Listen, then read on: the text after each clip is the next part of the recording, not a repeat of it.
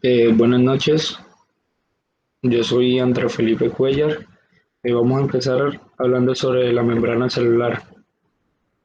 ¿Qué es la membrana celular? Esta se puede caracterizar como la superficie de la célula, que es la encargada de separar el medio celular interno, o sea, el medio intracelular, del externo, o sea, el extracelular. Como observamos en la imagen a mano derecha, tenemos la célula y vemos que la membrana es la que recubre toda la célula. Entonces, lo que hace la membrana es estar encargada de aislar selectivamente el contenido de la célula del ambiente externo. O sea, este también ayuda a regular el intercambio de sustancias entre el interior y el exterior celular. También ayuda en la comunicación intercelular. La composición de una membrana. Estas se componen en tres elementos básicos, fundamentales. El primero son los lípidos con un 40%, segundo las proteínas con un 52% y los glucósidos con un 8%. Como observan en la imagen, tenemos las proteínas, los lípidos y los glucósidos. Ahora, los lípidos.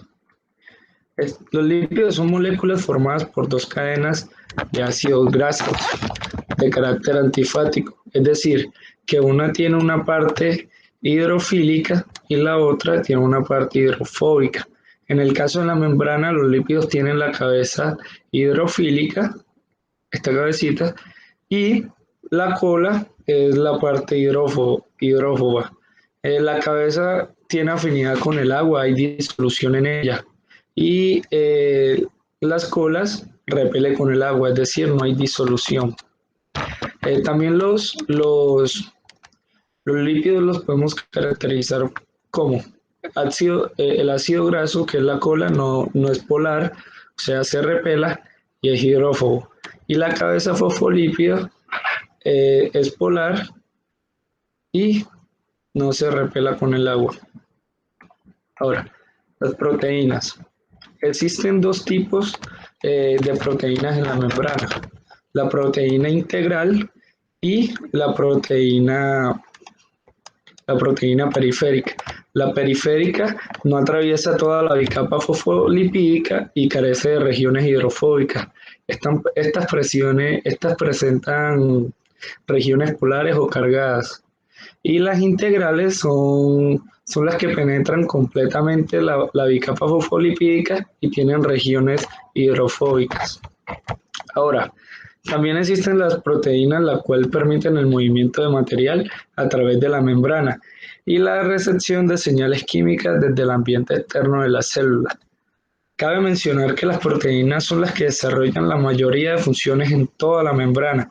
Por eso las proteínas cumplen ciertas funciones. Por ejemplo, hay proteínas que ayudan en el transporte.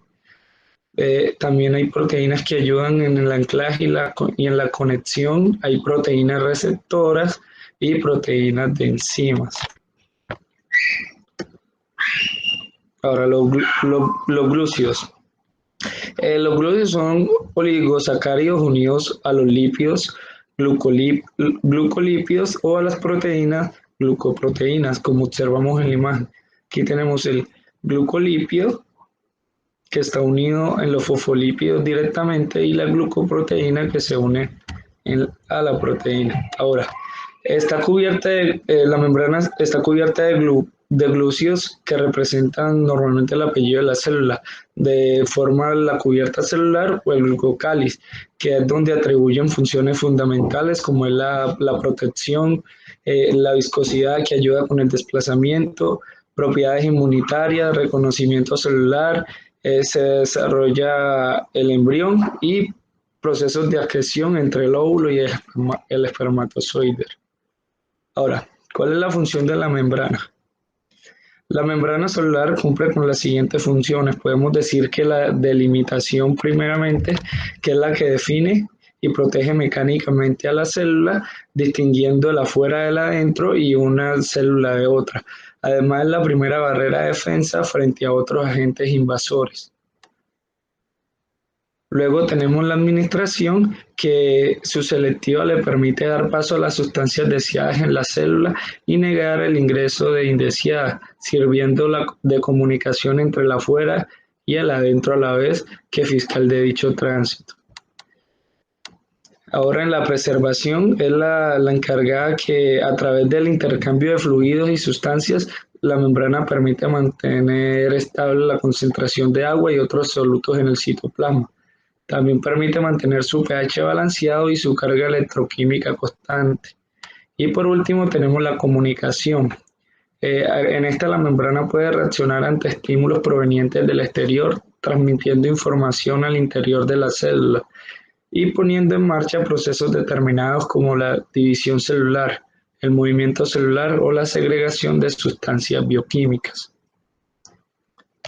Ahora, los mecanismos de transporte de sustancias a través de la membrana.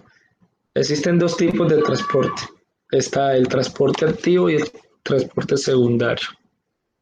El transporte activo se divide en primario, está el transporte activo y el transporte pasivo. El transporte activo se divide en primario y secundario, y el transporte pasivo se divide en difusión simple y difusión facilitada. ¿Qué es el transporte activo? El transporte activo consiste en el transporte de la sustancia en contra de un gradiente de concentración, lo cual va a requiere un gasto energético. El transporte activo primario usa una energía generalmente obtenida de la hidrólisis del ATP a nivel de la misma proteína de membrana, produciendo un cambio estructural que resulta en el transporte de una molécula a través de la proteína. Por ejemplo, la bomba de sodio-potasio. En el transporte activo secundario, tenemos que el transporte de sustancias que normalmente es la que no atraviesa la membrana celular, tales como los aminoácidos y la glucosa, cuya energía requerida para el transporte deriva del gradiente de concentración de los iones de sodio de la membrana celular. Esta es la bomba glucosa sodio-ATPasa. Ahora, en el transporte pasivo, decimos que este es el transporte en el cual no existe gasto de energía. Las moléculas pasan desde una zona de mayor concentración a una zona de menor concentración a través de distintos mecánicos de difusión. En la difusión simple, en esta la molécula puede pasar directamente a través de la membrana. La difusión es siempre a favor del gradiente de concentración, en lo cual limita la máxima concentración posible en el interior de la célula. Y por último, la difusión facilitada es que a mayor parte de las moléculas solubles en agua, como los iones de calcio y potasio, los aminoácidos y los monosacáridos no se pueden mover por la bicapa lipídica. Estas moléculas pueden difundirse solo con la ayuda de dos tipos de proteínas de transporte, las proteínas de canal y las proteínas portadoras. Ahora vamos a hacer el cálculo del potencial de acción, que nos dicen que realicemos el cálculo para el ion de calcio más 2 a la temperatura corporal. Sabemos que la temperatura corporal equivale a 61.5 milivoltios. El R por temperatura sobre F. Ahora, potencial de acción, reemplazamos la fórmula que encontramos aquí, que sería menos el valor hallado anteriormente, que es 61.5 milivoltios, sobre ZX, que hace referencia a los electrones de valencia que está trabajando el calcio, por el logaritmo 10, logaritmo base 10, entre la X intracelular sobre la X extracelular, que como la tenemos aquí hallada, la X intracelular es a la menos 7 moles, y la X extracelular equivale a 1.2 milimoles.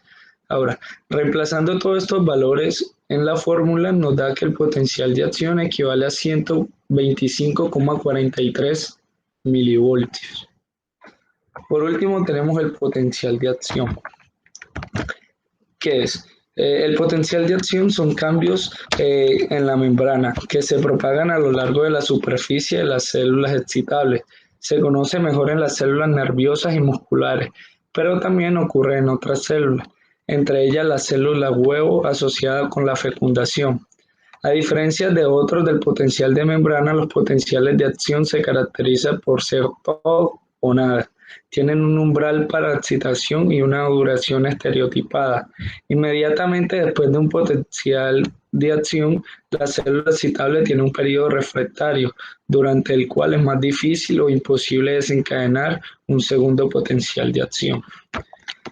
En sí, el potencial de acción consiste en una despolarización transitoria desencadenada por una despolarización por encima del umbral.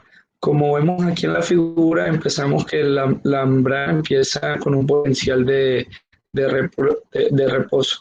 A la hora de venir el potencial de acción sube hasta su máximo pico, o sea, completa todo su umbral y luego baja hasta tener la fase de hiperpolarización, que está por debajo del inicio. Y ya, muchas gracias.